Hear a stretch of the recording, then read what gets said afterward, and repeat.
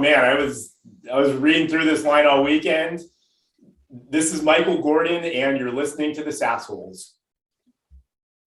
Aren't you with Sandler, though? Yeah. Yeah, did you want to plug Sandler, Michael Gordon? Come on, brother. Oh, I was reading right off of what KG highlighted for me. Let me let it go. Yeah. Well, we're masters at editing, Mike, so don't worry about it. Let's give yourself a plug. Throw in Sandler, brother. Yeah. This is Michael Gordon with Sandler Training in Calabasas, and you're listening to the SaasHoles. Look at that. Done. We're off like a herd of turtles. A herd of turds. Mike, get closer to your microphone. You're a little bit far away, if you can. How's that? Is that any better? Only a little bit, only marginally. Yeah, we're picky. Okay. Man, this was good enough for the How to Succeed podcast. Oh, okay. All right, good. Well, Zoom usually jacks it up, and if it's not crystal clear. So Zoom sucks no matter what you do. So eventually one day we'll upgrade, but this isn't that day. No, it's not. Great. Let's do it. Welcome to SaasHoles, a show dedicated to issues within the software as a service industry. We are revenue ops with an edge. Jamie, Jason, KG, and myself, Pete, have a combined 100 years of making interesting decisions. Please subscribe to our weekly newsletter. Today our guest is Mike Gordon. Mike is president of Sandler Training in Calabasas. Is that how you say it, Calabasas? Calabasas. So it's like Calabas. So basically, you're a Calabas hole.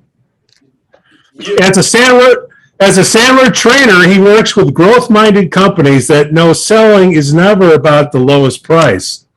Believe that salespeople have rights and understand that demos are the quickest way to kill an opportunity before it even gets started. But before we get to Mike, this episode is brought to you by NeuroNoodle. Hey, parents and athletes, get a doodle of your noodle. That's a brain map before the season starts. Heck, the season started. They're getting knocked around out there. Get a baseline to compare it to. You get a physical every year, right? Well, get a brain checkup before you get knocked. Schedule an appointment now at neuronoodle.com. Okay. KG. Yes, Pete. Evan Gaither. Can you hear me now? When you run across a sales team that says, my customers just won't discuss budget with us, it's not customary in our industry, how do you guide them? You threw us for a loop there. Where's my joke? Here. Turn the page, Kevin. KG. We got to work on our process, you know. Hey, KG. Yes, Pete. Gaither. Yeah, yes. Can you hear me now? I used to be addicted to soap, but I'm clean now. Leave us some comments on our blog at SaasHoles.net. Got any shout-outs, KG? I have a couple of shout-outs. I have a shout-out to Andrew Wisdom, who used to work with me at ZipRecruiter in Arizona. He is now a chief revenue officer at United Pet Care. And then a shout out to Veronica Kautz, also formerly ZipRecruiter and Simply Hired and Hot Jobs. Pete, way back when, Hot Jobs. You remember that? Yes. Yeah, that was a great purchase. That's a long time ago. Handshake. She just went over to Handshake. And then a couple of nice guy shout outs. I've got a happy birthday to Paige Craig, who's a partner at Outlander Labs, a gentleman who changed my life, as well as Amanda Huggins. We used to work together at ZipRecruiter, and Zoe Klein, an amazing SDR who used to be at Upkeep in Los Angeles. So there you have it. Amanda Hugginkiss. I wanted that on post. You can't say things. Yeah, we can. Anymore. There's no HR here. There's no HR. Oh, well, that's true. Hey, Courtney Hanley, 6 years. Courtney Hanley, 6 years at Oracle. Oracle's still around. You don't think Salesforce got the better of that deal? Yeah, right. Right. You know, Benioff started there. Yeah, I know. So he got into it with Ellison, so they had a little battle there, and he's probably better at sailboats now. We'll edit that on post. Yeah. Hey, and out by you guys, my boy Michael Yerke, 25 years at House of Blues, Life Nation. He's the music guy. Back in a prior life, I used to be in some nightclubs. Me and Michael used to, hang out. So it's nice that we get some live shows again, huh? Yeah, seriously. I just went to see Gary Clark Jr. last night at the Santa Barbara Bowl. It was amazing. We get in the senior. The AARP discount worked for me. Gary Clark Sr. was not there, but All right. Insert drum here. So KG and Mike, how do you guys know each other? Kevin, do you start? Well, I was actually introduced to Mike through a guy that used to work for me, Hamlet Salazar, and the two of them worked together at, was it Paychex, Mike, or ADP? Paychecks, but I think you're off here. I don't know if you're right. I think you and I met through Ben Miller. Oh my gosh, that's exactly right. And there's the small world that Hamlet then got us connected. That's an inside joke between I introduced Hamlet to ZipRecruiter. You are so right. That's right. It's Ben Miller. Yeah, look, You tell the story. You tell the story. Well, they were looking for ZipRecruiter was recruiting for very early salespeople, and I was thinking, well, that's ironic. But I knew this guy Hamlet, who's a great guy, and passed him along, and he ended up spending 7-8 years at ZipRecruiter. Yep, made some money through his stock options as well, and Pete, I was impressed with with Mike, former Marine, just willing to do whatever it takes to be successful, and we developed a friendship, and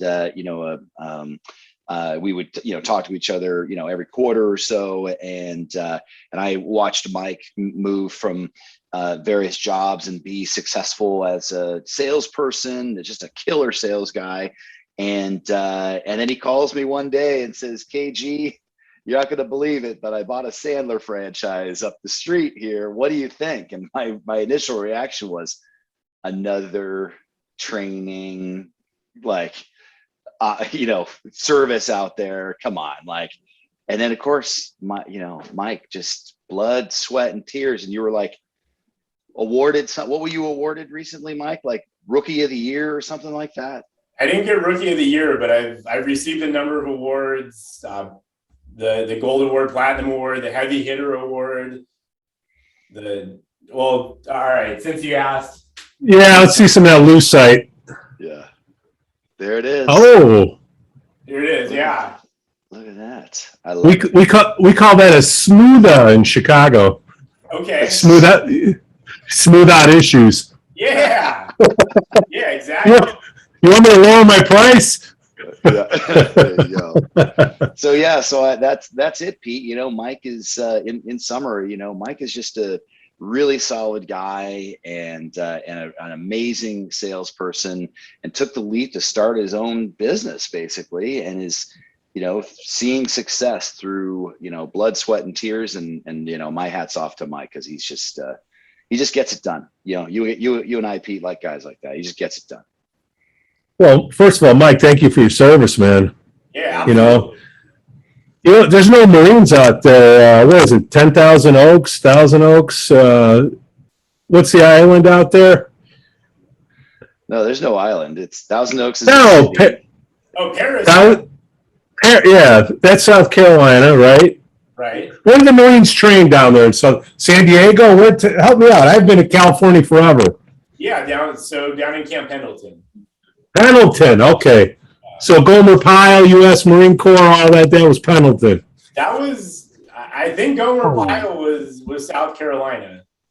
Was it? God dang it. Edit that out too. It's going to be one of those shows, KG. Yes. I don't know, but you got the right guy, you got the right name. So All right, fair enough. So when were you always in sales? Like, how'd you get started, Mike? I was thinking about that, and I was gonna say, my sales story is probably like a lot of other people's sales story, but I don't want to insult other salespeople. I was just had a really hard time in high school. I was a bad kid. I barely graduated. So after I did, I was working a job in retail, and I knew there's more for me out there. So I joined the Marines, did my 4 years, got out, went to junior college, transferred up to UC Santa Barbara, graduated there, got what I thought was going to be an exciting job in the real estate entitlement industry, which, I was way off. That was the biggest sleeper I'd ever experienced. No offense to anybody in real estate entitlement, but I was so miserable. I quit my job with, I want to say about 5 weeks in, probably had about $1,000 in the bank. Caught a flight to Thailand, spent 5 weeks there, cleared out my head, came back and got a job in sales, literally selling gym memberships at Spectrum Club in downtown Santa Barbara. And it all took off from there. Wow. And then, so you went over when did you get over to ZipRecruiter? What was the connection with ZipRecruiter there, KG? Well, he never worked at ZipRecruiter. I never could afford this guy, because by the time I got to know him, he was, kicking ass and taking names, and I couldn't afford him. Couldn't afford him. Okay, got it. Yeah. Yep. And but that was like around 2013, 2014 is when Mike and I met, and you were selling CDN services. You had moved into technology by that, right, Mike? Great memory. What was the name of that company again? Edgecast. That's exactly right. And who was that bald guy? The other bald guy that was the head of sales there. What was his name? Craig Kaplan. That's right. Exactly. He went to Bellarmine High School. We'll give him a shout out when we publish that one later. Yeah. So he's just a good guy, Pete. Well, Sandler. I mean, I never plunked down the money. I had those guys knocking on my door, and I figured if I put the Sandler guys in there, then they wouldn't have enough money to pay me. How'd you get exposed to him, Mike? Yeah, so Kevin just mentioned Edgecast. I was working at Edgecast. It was, a newer company. I don't know if I would call it a startup, but they were a newer company. They were starting to grow, and they brought in Sandler. And I'd always been good at sales. And I was a student of the game, as KG talks about. I read all the books, listened to all the audios, and I thought I'd heard everything. I'd never heard of Sandler. Sandler Training came in, and I was blown away. It was completely different than anything I'd ever heard. I would say in the first couple of months, I doubled what I was selling. Went through a number of acquisitions. That company was acquired by Verizon, went to a couple other startups. People in technology tend to know Sandler Training, and they would say, "Oh, can you use some Sandler Training here? Can you run some training, help some people out?" So it's kind of doing it informally, I guess, quote unquote. But that's how I came in touch with Sandler. Got it. So they have their brand and then their process, and then you have independents like KG and myself. Well, actually, we're not independents. We're SaasHoles. What's special about the Sandler process? Can you sell us on it? Sell our listeners, because we got new sales reps, new sales managers. We got occasional people that we used to work with that laugh with us on here that are CEOs and whatnot. Let's hear your pitch. Yeah, man. So there's so much.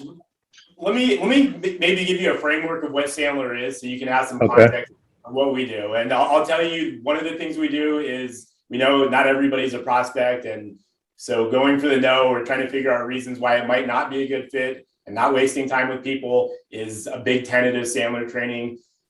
But so Sandler works around the idea of what we call behavior, attitude, and technique, which is BAT, or batting average. And typically when people think about sales training or sales, they think, give me the scripts, like teach me how to close. And sure, that's super important. You need to have technique. But what I think is the bigger part is the attitude, meaning the mindset, how you think and feel. Because if you don't believe in what you're doing, you don't believe in yourself, then, and not in one of those warm and touchy-feely ways like walking across coals, but one of the things that we talk about is money concept and how much you think that you're worth. And if you think you're worth $100,000, you have the best guy in the world. He's going to go out, and maybe now it's August. He's earned his $100,000 for the year, and he's going to go self-sabotage the rest of the year because he doesn't see himself as a person that earns more than $100,000. And you'll see this stuff manifesting itself in sales teams all the time. You'll see that average performer who has a great month and then goes and bagels the next month and doesn't sell anything because they need to get themselves back in their comfort zone. So that's the attitude part of the BAT. And then you have the B, which is the behavior, which means what are the things that a salesperson needs to do each and every single day to be successful. So we work on the technique, which is the questioning, the opening, the closing, all of those things, differentiating, building rapport. But then you also have to have the attitude, because if that's not there, it ain't going to work. And when you hear people say sales training doesn't work, to an extent, that's right. Just teaching people how to have the technique isn't necessarily going to fix the problem. And then without doing the behavior, implementing the things, you go nowhere. So that's kind of the tenets of Sandler training. Hey, G and Mike, help me understand this one, because what Mike's talking about, I think, is self-concept, right? You're not going to work any harder than you think you're worth. And you have some kids, I say kids, 22, 23-year-olds, they come in and they don't want to make more than their parents, or they feel guilty making more. Even worse, they don't have any reasons why they're doing the gig. How do you guys address that? Self-concept, isn't that what it's? I got that from, I think, Brian Tracy. It's all the same stuff. I mean, we're just rebranding it, but. Yeah, you know what? Let me jump in for a second, but Mike, I'd love to hear you, because this is what you do for a living. I had a woman that worked for me several years ago at ZipRecruiter, and she came into my office. She was in a rut, and she's like, KG, the promotion level is like getting to here, and her hands were up, like high, like really high, I just don't know how I'm ever going to get there. And, can you give me some guidance? I said, well, first things first, you need to walk out of my office here, because if you don't believe, I can teach you the mechanics and develop the plan to help you get there. That's the behaviors, Mike, that you're talking about. But if you don't have the attitude that you can get to that level, I'll never get there. She walks into my office saying, God, I just feel like I'll just never get there. Well, if that's how you've got to break that own barrier. You have to say to yourself, it's like me to get there. And you have to believe you're already there. And she also, this is very same person, Mike, and I'd love for you to retort on this one as well. She used to never sell the largest plans we had at ZipRecruiter. And she used to say, it's just a lot of money. It's just a lot of money. I said, maybe to you, it's a lot of money, but not to them. You're solving a problem for them for the low price of $10,000 a month. You need to get it out of your head how you think about the money and the dollars and being big. And so she was, so Mike, she was really hung up in her own mind. And I don't know the whys. Behind that. I didn't have the black couch in my office and the time to go through the deconstruction there. But one, she believed the quota, the promotion quota, the level to get to the next promotion for her was too high already. And she had this, money thing in her head where she was like, God, that's just a lot of money. I can't pitch that to my customers because that's a lot of money. And Mike, you talked about those hangups before, in that, you're the money concept, right? Yeah, absolutely. And yeah, do you want me to give you a little bit more flavor on that? Please, because Pete, we've got another 28 minutes to go. Otherwise, it's the shortest SaasHoles episode ever. 27. Who's counting?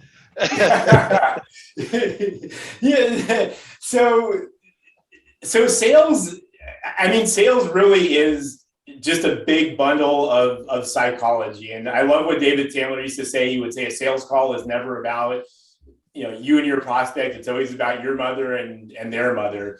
because growing up, our parents tell us things. And from the ages of 0 to 6, we form these things called our life scripts or our belief system. And I don't know the person that you're talking about who said that was a lot of money, but her parents or authority figures in her life were probably telling her, there's never enough money. Money's the root of all evils, or, something along those lines, where she got this idea that money was bad and that X number of dollars at a certain point was a lot of money. So from what you're telling me, when she went out to go have this conversation, she says, well, I wouldn't buy that. I wouldn't spend that much money because it's a lot of money. So her belief became her judgments, which were her beliefs about other people's beliefs, where she said, well, I wouldn't buy this, and they would never buy it and spend this much money either.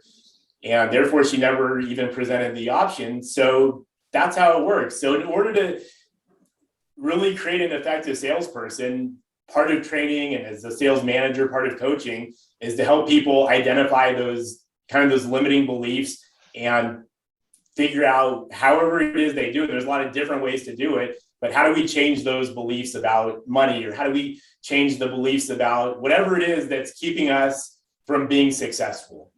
Because again, I think that when people feel that way, they're thinking with their pocketbook and not the client's pocketbook. And I think what helps with that is I call break-even selling. It's looking at your product and the value that you're providing to the client. If you can work out the numbers, it's like, hey, if you do this process, we can increase your business by 20%, whatever Sandler says. Well, 20% to a stream of 20 million, 4 million, right? And we're only charging 500 grand for 4 million. So when you put it in those terms, I think it helps the new kids figure things out. How'd you do, KG? How'd you do it? I became a huge fan of Sandler. I heard such good things about Sandler about 3-4 years ago. And then finally we made the investment at ZipRecruiter for our enterprise sales team. And I was like, God, where have you been all my life?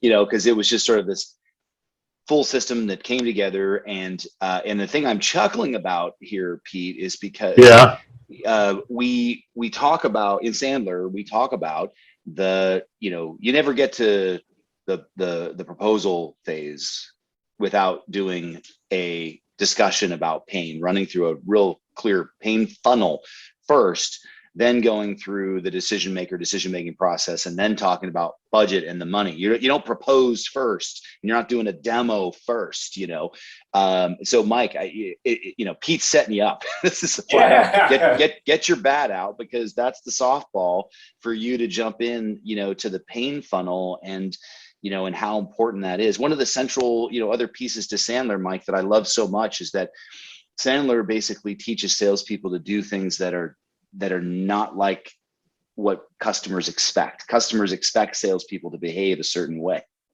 and Sandler teaches us to behave a different way, so that we can basically not waste time with with these customers. I love it. So will you jump in on the pain funnel and just the critical importance that it brings, so that you could do exactly what Pete just said?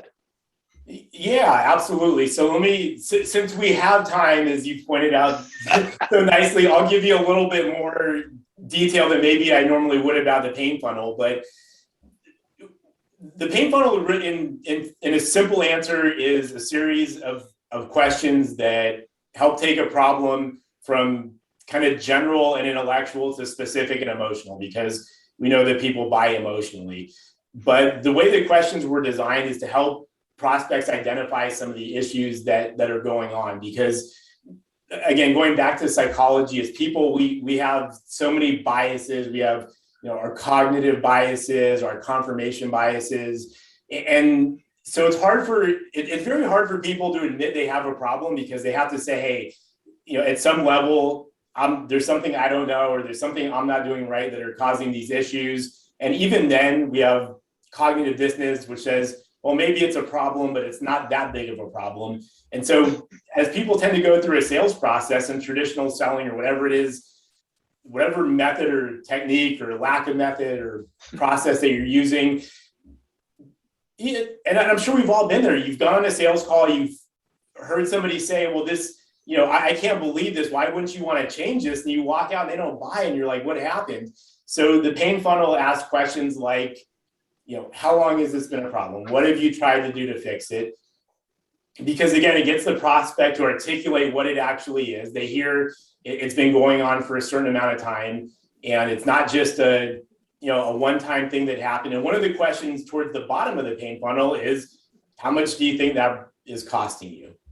And so when we think about that, we talk about kind of 101. That's like basic Sandler stuff. If you were new to Sandler and you're going through a sales call and you're going verbatim through the pain funnel, at some point you'd say, hey, Pete, what do you think this problem's costing you? And like most prospects will probably say, well, I don't have any idea.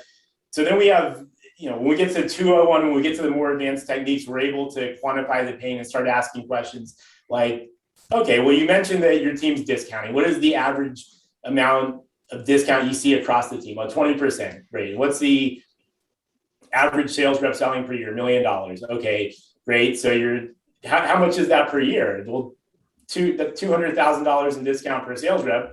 Great. And how many sales reps did you say are on your team? We have 10. Okay. So, and I always let the prospect do the math, but so how much is that? I'm not good at math. I was a poli-sci major, $2 million. Oh, okay. Wait a minute. You're telling me that discounting alone is costing your company $2 million.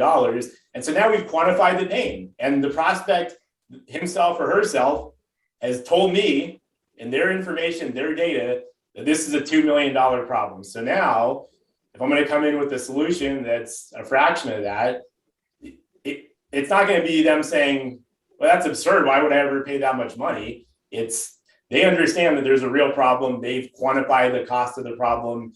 They've told me that that's what it is. So we talk about the pain funnel.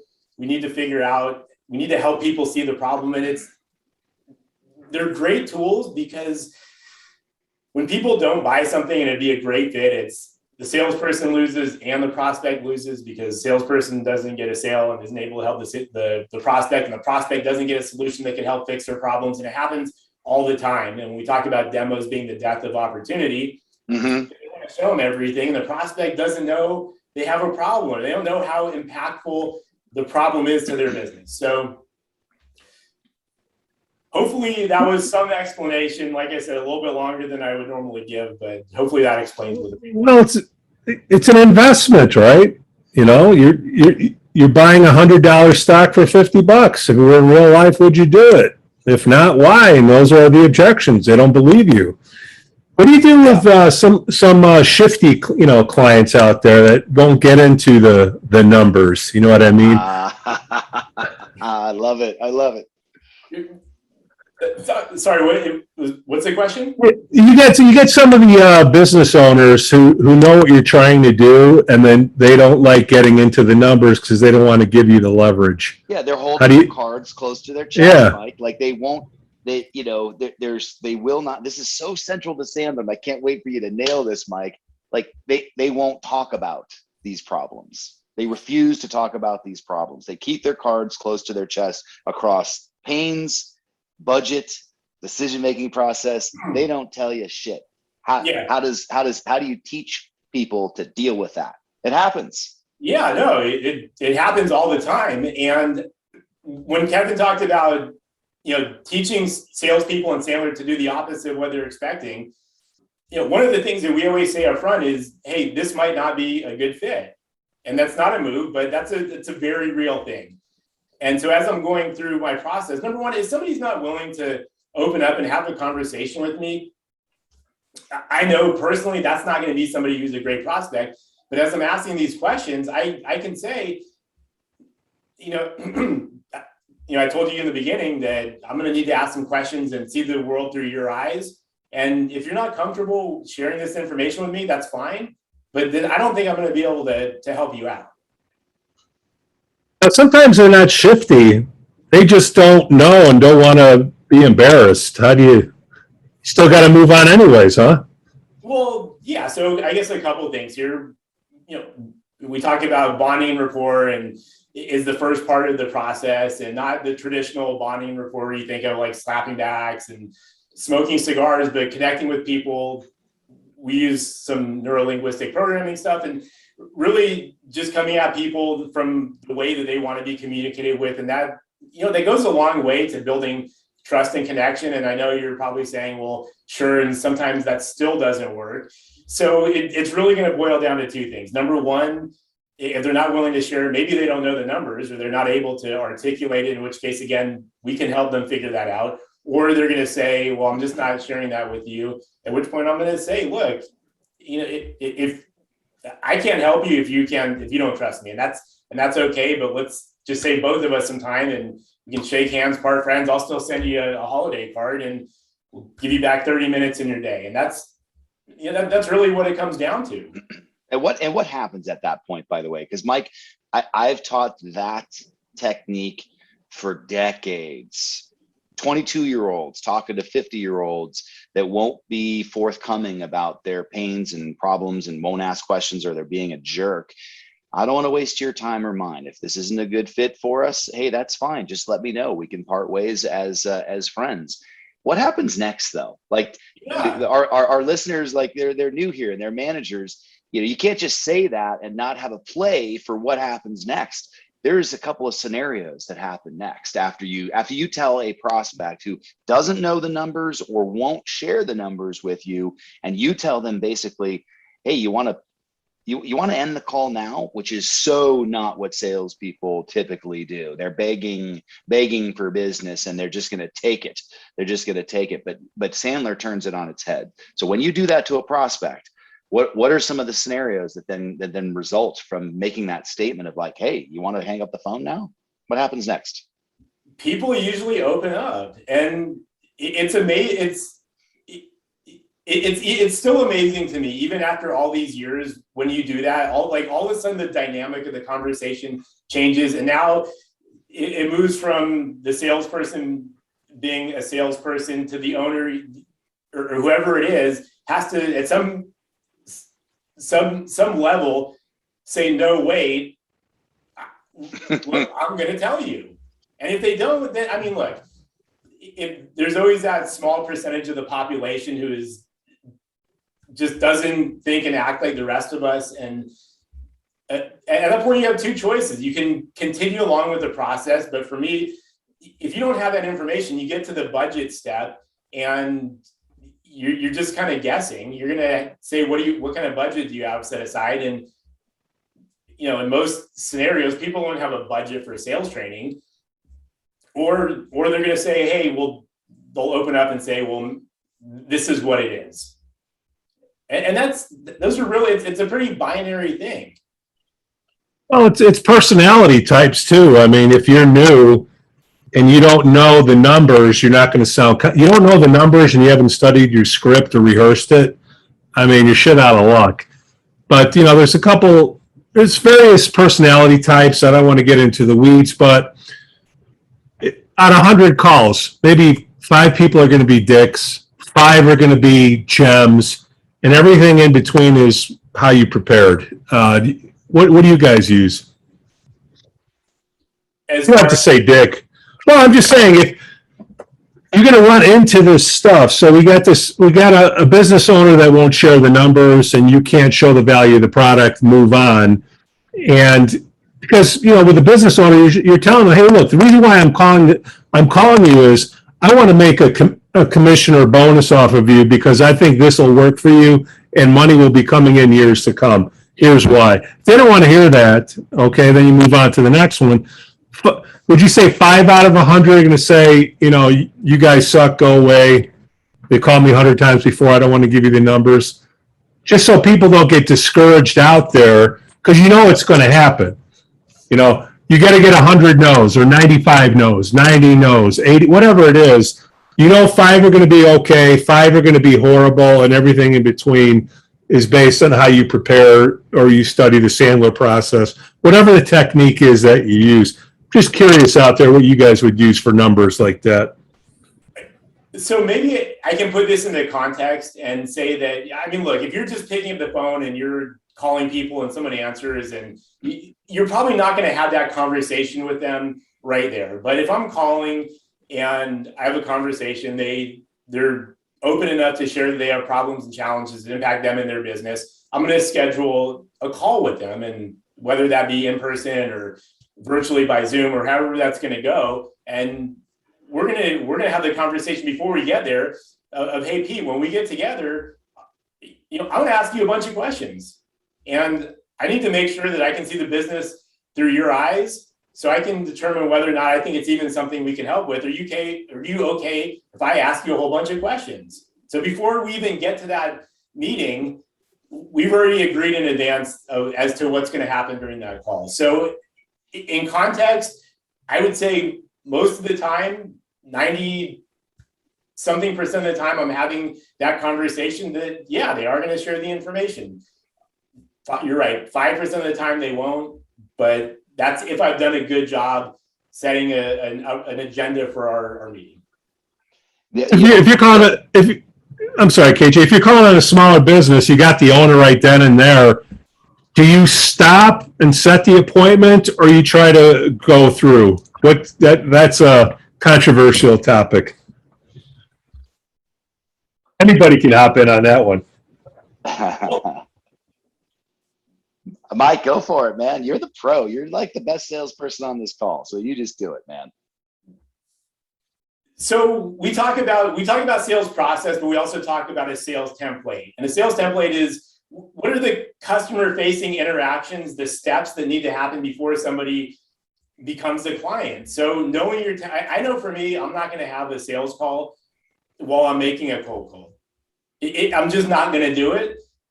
I mean, maybe if I call you, you say, hey, these are issues, and I feel like we're getting into a conversation, and I can say, I'm going to ask. I know I need 60 minutes, at least 60 minutes to get through a sales call. I might ask, do you have 60 minutes right now? And I know I usually don't have 60 minutes if I'm prospecting, but if you do, then sure, we can have that conversation. I'm still going to tell you, here's the things I want to cover when we go through there, but I know I need at least 60 minutes to get through that. So depending on what your template is, if you have time to get through a sales call on a prospecting call, then do it. If not, then schedule that as a separate event. So one of the Sandler, so Pete, there's you can find these on YouTube. There's all the Sandler rules. Yep. And I just love them. They're just all these adages that are out there. One of those, Mike, as you well know, no pain, no sale. No pain, no sale. And I love that Sandler rule. But one of the other ones that's really, really makes a lot of sense, and I wish that mature salespeople would adopt this. No mutual mystification, right, Mike? That's a Sandler rule. That is a Sandler rule. That is a Sandler rule. And what Mike is referring to, Pete, is if you're on that call and you get somebody, you're not going to just sort of plow right into a discovery call, a pain funnel with them right there. You're going to make sure that there is no mutual mystification. You're going to ask permission. You're going to say, these are the things I'd like to accomplish. Mike is saying, let's go for an appointment and set the agenda for that appointment, and then conduct that appointment. And that's the template that he prefers. But if you're going to jump into there's no debate on it, by the way, when you do it this way, because you could, if like Mike is saying, if you get the small business owner on a phone and they're just like, well, why don't you just tell me what you got? Let's just get into it.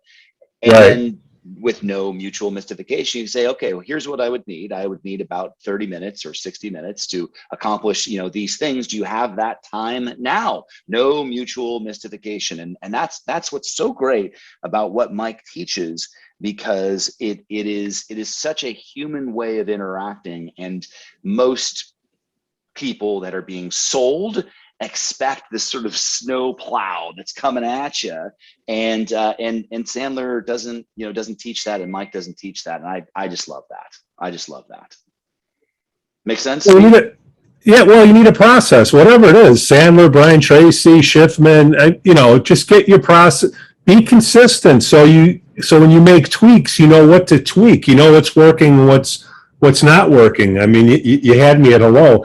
Now with SaaS, it's really hard to sell $1 million product in, the first phone call. Let's say, yeah, I was thinking about using you guys, and that should be an inbound.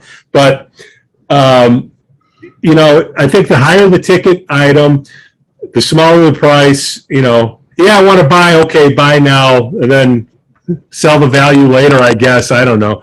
I just had, the two big debates are, should I sell on the first phone call or should I leave a voicemail? How about voicemail? Do you leave voicemails? Yes. Okay. Why? Yeah. Why do I leave voicemails? I mean, your return call rate is less than 1%, even if that. Why do you leave a voicemail? Well, you may be leaving the wrong voicemails. Oh, I know my voicemail return rate's 1 in 5. I just got busted there, Pete. Totally, didn't I? You know, you do all the time to put the call in and you don't leave a message. It's like buying airtime for a commercial and you don't run the commercial, right? So it depends on what the message is, right? And I'm sure you got some type of process on the voicemails, on the information that you leave to get the people a call back. How do you get a 20% return, Mike? I'll give it to you. If I were calling you, Pete, this would be my voicemail. Pete, Michael Gordon, it may be important that we speak, but not urgent. You can reach me back. Bop, bop, bop, bop, bop, bop, bop. Short and to the point. Short and to the Okay. point. Why do you think that works? Because it leaves. You got the numbers to prove it. People don't know why you're calling. People don't know why you're calling. And by the way, this is a recent discovery. The callback rate for that voicemail is actually higher for female callers. Interesting. And I So think from pure experience over the last couple of months, I've had female clients that lead that, and I think they're getting probably something like 2 in 5 calls back. That's a gem right there. all right, are you ready for this one? This can only be used once. Maybe you heard this one before, but if you're good, I'm not recommending that you do this, okay? Oh God, here it comes, Mike. Oh, this is Pete Jansons with the SaasHoles, 847-922-4776. That's 847-922-4776. First of all, know what your fucking phone number is. The reason why I'm calling is click. Oh, I'm good with that. You okay with that? I've used that one before. I mean, look, sales is a tough game, and I don't think there's anything that should be unethical about it, and I don't think messages like that are unethical. I think people could get frustrated about the message, and that's okay. But if I said I'm calling because your kid's sick, that's unethical. That's a lie. It is a lie. If I call and I say I think it's important that we speak, but not urgent, I think it is important. I think nobody wants to go through a business or a sales life discounting and chasing people around. They may think otherwise, but that's it. And I can tell you, and I'm a guy who collects numbers and statistics. I've left a lot of those messages. I can think off the top of my head 2 people that were upset about me leaving that message. Fair enough. I'm not saying to do that or not do that, but you know, you can use a what? Let the message you've said, Pete. I've left that message. All right. Okay. Nothing wrong with it. All right. Well, see, you know, some people get pissed, or some new reps throwing, "Hey, I'm calling about your account, and it's regarding," and then they find out, "Hey, wait a minute, I don't have an account," or you know, something like that. So and that would be unethical because that is it. That's on it. That is a lie. But Yeah. and I think, and look, not everybody is going to be comfortable leaving these types of messages. Yeah. I have clients that are comfortable. I have clients that aren't. But again, I don't think it's unethical. You know, the voicemail, kids have no problem sending an email. Drip campaign, marketing does drip campaign. It's the same thing. It's a drip voicemail campaign. It's a little bit, as long as you're giving a little bit of information each time, you know, there's an exchange for time for information, so it's okay. So you just have to think about what that is. Hopefully marketing helps out with that, but Far's not here because marketing sucks. We'll edit that out in post. Sales and marketing, it just doesn't work out. But Pete, you're right. People send bajillions of emails, prospecting emails, and the reason people don't leave voicemails like that is because they don't want somebody to get mad at them. They take it personally. Yeah.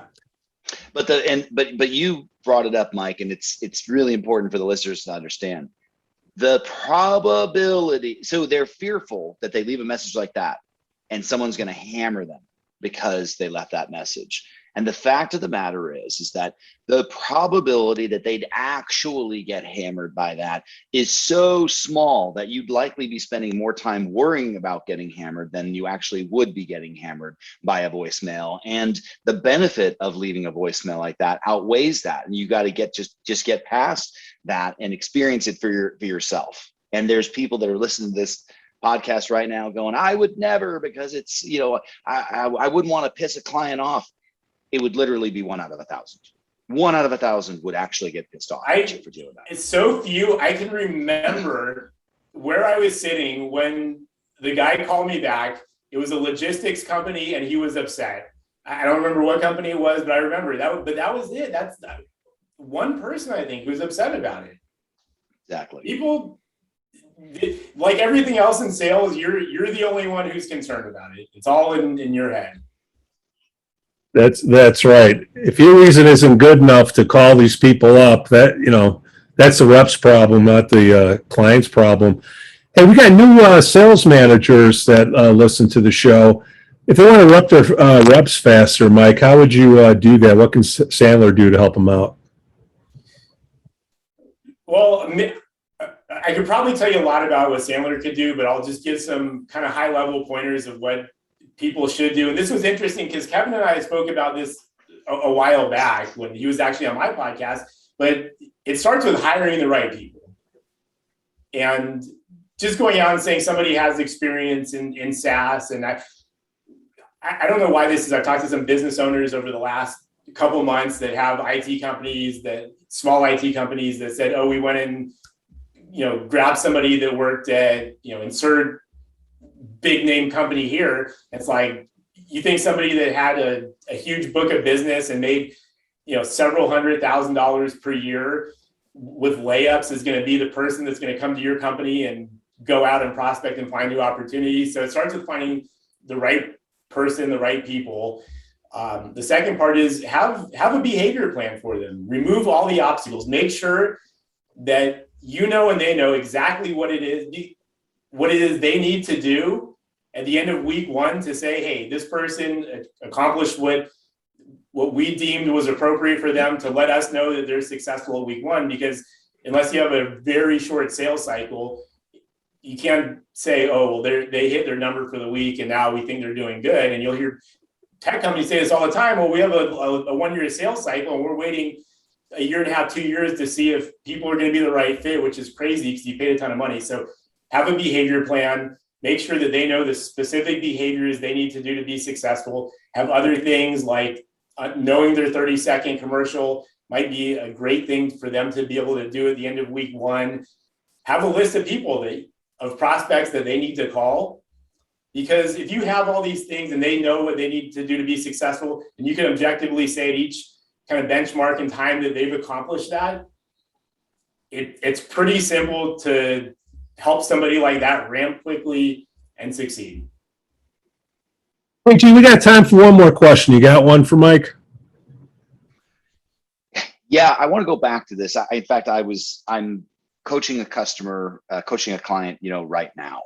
And we're talking about that budget step. We're talking about that budget step, and we're talking about how you have to know, you have to have that. Don't do a demo or a proposal before you understand whether or not they can freaking afford your product, for God's sakes. Either they have the money or they can go make and find the money. We had Will Emmons was on the show previously, Pete, as you may recall, and he talked about finding, budget. Mike, I mean, it's so obvious, but like two things. Like, first of all, why is it so damn important to make sure that you're talking about budget? Do they have the money? But what I want to know more about is, do you have any like pro tips for us? Like how do you get people to say like, look, here's a good way to talk about the budget, the customer's budget, and get them to engage in that conversation so you don't waste your time. My solution is going to cost $500,000. It's going to solve your $2 million problem for the low price of $500,000. But I got to know, do they have $500,000 or can they go make $500,000 to afford our product? What are some, why is it so damn important? And what are some pro tips on how salespeople and sales managers can teach their reps to have that conversation more comfortably? Sure. So why is it so important to have that conversation? Kind of an obvious reason. If my product is $1 million and we don't have that conversation, and now I spent a bunch of time putting together a proposal or a presentation for you, Kevin, and I show up and it's like, hey, Kevin, you shared all this stuff. Here we go. Here's what we got for you. This is going to cost $1 million. And you tell me your budget's $20,000. I just completely wasted a lot of your time and a lot of my time. If I come back and I say, hey, here it's $1 million, and you say my budget's $500,000, and you see this a lot, you see this all the time. Now the sales rep's coming to you, the manager, you, the owner, and saying, it's the end of the month, it's the end of the quarter. We need a deal. We got this guy who'll still pay $500,000 for it.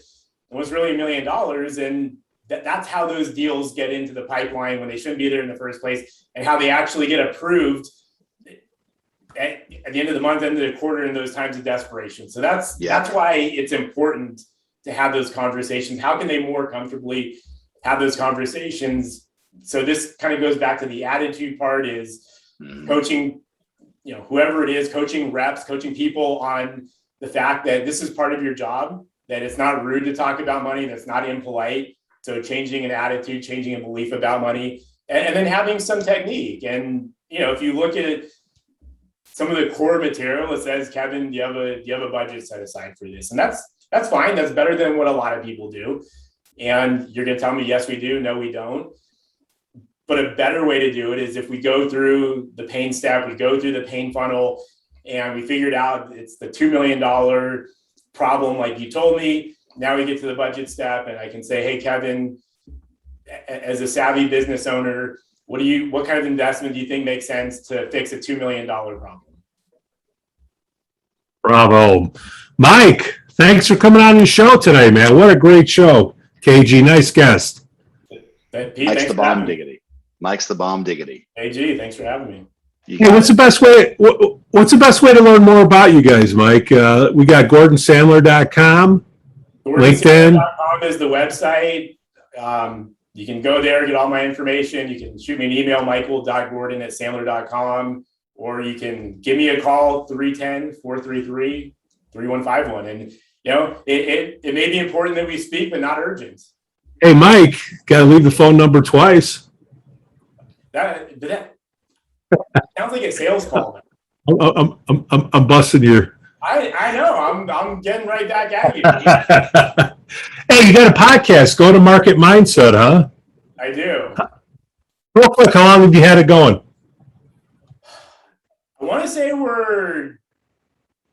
lost track of time. That's a while. I think we launched 7 months ago now.